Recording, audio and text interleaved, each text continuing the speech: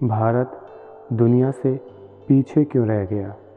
इस विषय पर हमने पिछले भाग में यह चर्चा की थी कि जातिवाद भारत के पिछड़ने का एक प्रमुख कारण था।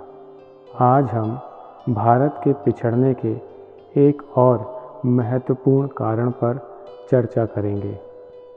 किसी भी देश, समाज या व्यक्ति की उन्नति के पीछे जो सबसे महत्वपूर्ण कारण होता है वह होती है उसकी मेहनत। दूसरे शब्दों में हम यह कह सकते हैं कि जो कर्म की प्रधानता पर विश्वास करता है वही उन्नति करता है, और यह भारतीय संस्कृति का एक सर्वमान्य तथ्य भी है। इस सिद्धांत को मानने वालों की भारत में कमी नहीं है, परंतु इसके साथ साथ यह भी देखा जाता है कि भारतीय समाज में एक बड़ा भाग ऐसा भी है जो अपनी मनोकामनाएं पूरी करने के लिए ऐसे टोटकों का सहारा लेता है जिसका कर्म से कोई संबंध ही नहीं है।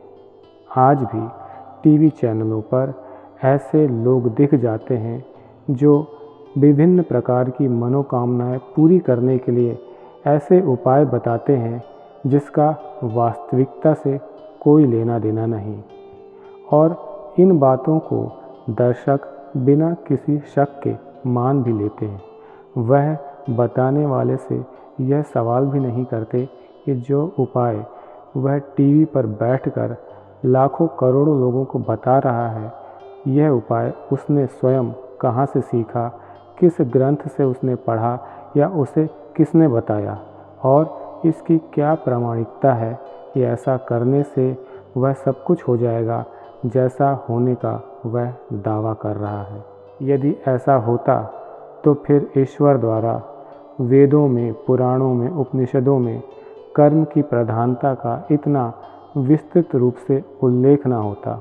रामायण हो या महाभारत, सभी में हमको कर्म की प्रधानता और कर्म के आधार पर ही भाग्य के निर्माण का उल्लेख मिलता है। और यह कहना गलत नहीं होगा कि आज भी भारतीय समाज का एक बहुत बड़ा हिस्सा कर्म प्रधान न होकर टोटके प्रधान है, और जिस देश में, जिस समाज में इस तरह के टोटके अपनाए जाएंगे, क्या वह समाज, क्या वह देश कभी उन्नति के मार्ग पर आसानी से आगे बढ़ सकेगा? भारत के पिछड़ने का सदियों से ये एक बड़ा कारण रहा है, और संसार में ऐसे जो भी देश उन्नति के रास्ते पर आगे बढ़ रहे हैं वहाँ पर ऐसे टोटकों का कोई स्थान नहीं।